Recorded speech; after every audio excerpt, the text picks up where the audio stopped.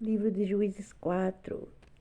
A servidão sobre Jabim, rei de Canaã.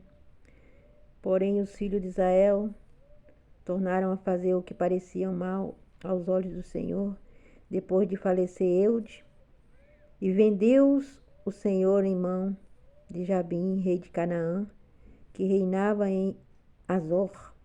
E Sísera era o capitão do seu exército, a qual então habitava entre os Oresite dos gentios.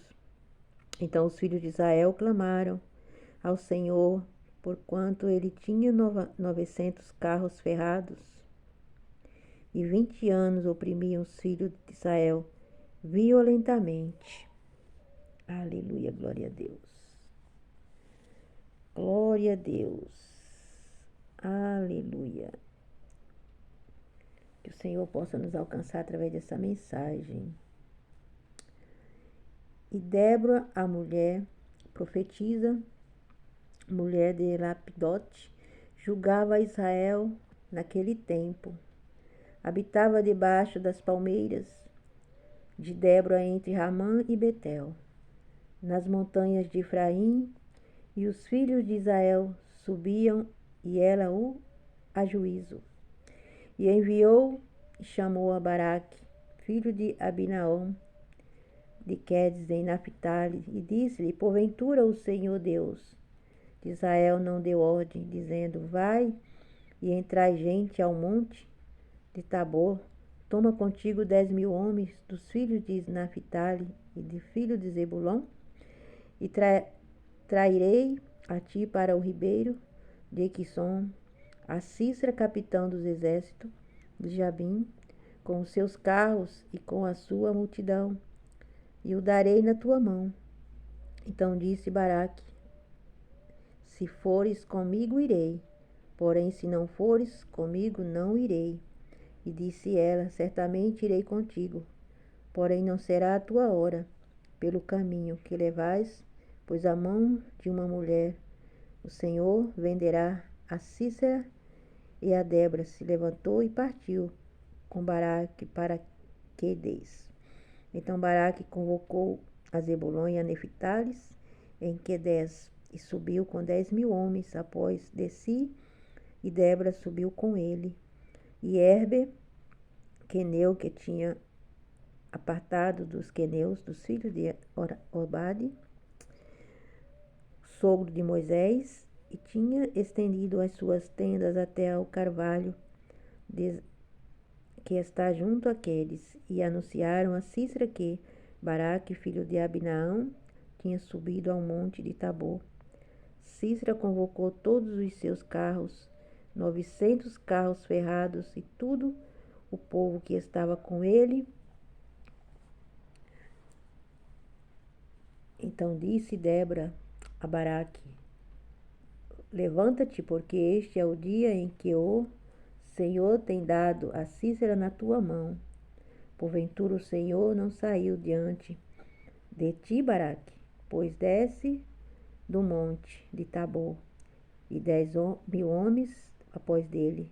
E o Senhor derrotou a Sísera e a todos os seus carros e a todo o seu exército, ao fio da espada. Diante de Baraque, Sísera desceu com o carro e fugiu a pé. E Baraque os seguiu após todos os carros e após os exércitos até Azarosete dos gentios. E todo o exército de Sísera caiu a fio da espada, até não ficar um só. Porém Sísera fugiu a pé para a tenda de Jael, mulher de Heber, queneu, porquanto havia paz entre Jabim, o rei de Azor, da casa de Heber, queneu. E aqui no 4 também, novamente, aqui é outra passagem, né? Aqui ele morreu, né? Deus, ele livrou o israelita pela mão de Elder. E aqui novamente eles se prostituíram novamente. Eude morreu, né? E aí eles voltaram a se prostituir, a fazer o que era mal novamente aos olhos de Deus. Mas eles tinham acabado de vencer. Mas na morte de Eude, quando morria o capitão, quando morria o soldado, quando morria aquele que era o comandante, homem forte, homem que estava à frente de tudo, eles se enfraqueciam. Israel só era forte quando tinha um comandante, quando tinha Moisés, quando tinha Eude, quando tinha Débora, né, Caleb, Josué. Eles eram fortes, mas quando morria o capitão, o homem de braço forte, eles se enfraqueciam e iam para debaixo do jugo novamente. Eles só eram fortes quando tinha alguém para conduzi-los. Mas eles se esqueciam que na morte daquele líder, na morte de Moisés, na morte de Caleb, Josué, e todos os homens fortes, Eudes, Débora, todos esses homens fortes da Bíblia, eles se esqueciam que mais forte é o braço de Deus. E eles colocavam mais a sua confiança nos líderes do que no próprio Deus. E não podemos se esquecer que toda a liderança está debaixo da mão potente de Deus. É Deus que lidera aqueles homens, como ele fez com Euder. Euder, ele desceu o braço, a espada, em 10.000 homens, como ele fez com Débora.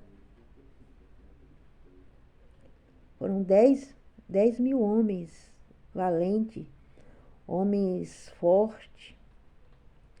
Então não podemos, no tempo de hoje não é diferente, não podemos esquecer que se não estamos numa casa de oração, não temos um pastor forte, porque o homem diz, eu só vou para a igreja se tiver um homem forte pregando, potente. Mas não podemos olhar para o pastor nem para o bispo. Temos que olhar para o autor da vida, que é Deus que nos conduz, é Deus quem fala. E nós, quando estamos nessa passagem, Deus, só vou na igreja quando trocar de pastor, porque esse pastor eu não gostei, não gosto dele, o jeito dele pregar, isso ou aquilo. E nessa apostasia, nessa frieza, corremos risco de Jesus voltar e ficarmos. Porque não podemos fazer como a época deste povo aqui de Israel, que só eram valentes quando tinha um líder. Quando o líder morria, o povo esmorecia e ia buscar os deuses estranhos. Deus se zangava e descia a lenha, descia o sarrafo, descia a vara de aroeira, descia castigo, vendia o povo, vendia os israelitas. No tempo de hoje não é diferente. Deus desce a lenha, o sarrafo, a vara de aroeira. Deus desce mesmo para o homem se ajeitar, ver se fica de pé. Não podemos, irmãos, não podemos ficar nessa parte de ficarmos prostrados porque o pastor mudou e ele não tem a capacidade que o outro que foi tinha. Não podemos olhar para isso, não. O Deus que nós servimos, que nós amamos, o dono de todo o universo, ele nunca foi fraco e nunca será. Ele nunca perdeu uma batalha e nunca perderá. Ele será Deus sempre. Deus, o seu filho amado, ele não morreu. Ele subiu e está à destra do Pai, com o mesmo poder, com a mesma honra e com a mesma glória. Então pare de olhar para o homem, para o pastor, para o bispo, para o líder, para a liderança da sua casa de oração. Pare de olhar. Olhe para Deus, deixe que Deus conduza seus passos. Deixe que Deus cuide de você, da sua fraqueza. Não esmoreça diante de Deus, esmoreça na frente do homem, mas de Deus não. Seja valente, seja homem potente, valoroso na presença de Deus. Deixa o homem para lá, deixa o homem. Deus vai julgar o homem se ele é bom pastor, se ele não é, se ele é pastor de bode ou de ovelha. Deixa que Deus julga, irmão. Deixa que Deus vai julgar. Aleluia, glória a Deus. Não faça como os israelitas que se prostravam quando a liderança morria. Esqueciam que quem é potente, quem é poderoso é Deus.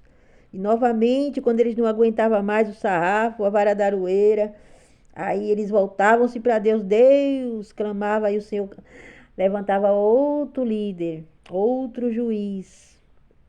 Mas de quando em quando estava lá Israel servindo aos deuses de Baal, de Balaim, aos altares nos bosques, nas práticas. O Senhor gostou da mensagem, assim, no meu canal, Ilimari. Ajude o meu canal a crescer. Esta passagem aqui é como a passagem de Noé, que fazia aquela grande arca para que todos se salvassem. A arca era muito gigante, meu irmão.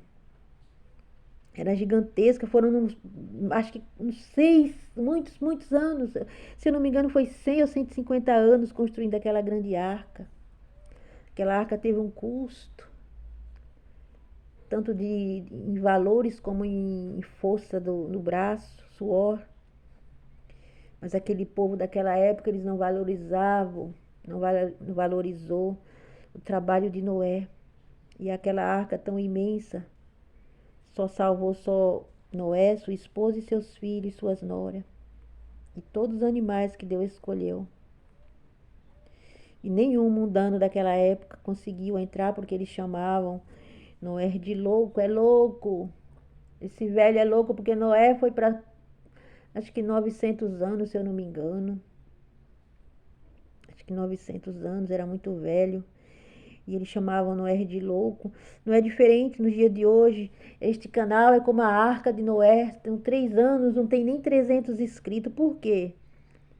Porque está na passagem. Está na passagem de Noé. É louca, é louco. Fica pregando, não tem ninguém para ouvir. Mas, preste atenção. Vê se você não está na passagem daqueles homens que se morreram tudo afogado por não acreditar naquele velho louco. E só escapou ele, a família e os animais. Assine o meu canal, ajude o canal a crescer. Você vai estar participando do reino.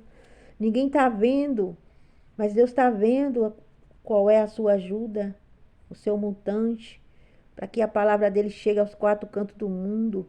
Você é importante, meu irmão. Você que vai ouvir essa mensagem, você é tão importante como Noé. Eu sou tão importante como Noé nesses tempos que estamos aqui pregando, falando. É uma dificuldade, muitas das vezes fala até uma palavra que não sai, enrosca. Mas é assim mesmo, meu irmão. As coisas de Deus, ela é... Eu preciso fazer com muita luta. É muito difícil trabalhar para Deus porque a adversidade é muito grande, a perseguição é muito grande. Mas faça parte da arca de Noé. Creia, acredite. Jesus está voltando e não vai se acabar com água, que Deus prometeu. Ele fez uma aliança que nunca mais acabaria a humanidade com água. Por isso que tem o arco-íris. Ele disse: essas cores é para que lembre o meu compromisso que eu tenho com você, de nunca mais exterminar o homem com água, afogado, como Noé, né? Mas vai ser consumido por fogo. Você pode ver o aquecimento global. Certo? De quando em quando, aqueles lugares lá riquíssimos, aquelas mansões caríssimas, são todas queimadas. Aquele ouro e aquela prata é queimada ao fogo. Tu acha que é o que aquilo ali? Tu acha que é o quê? Já é os sinais, meu irmão. Quanto eles não gastam para apagar aquele fogo? Quando vem terminar de apagar, aqueles condomínios inteiros milionários estão tudo queimado. É Deus dizendo: povo meu, acorda, desperta tu que dormes o sono do jardim. Aleluia, glória a Deus. Até a próxima.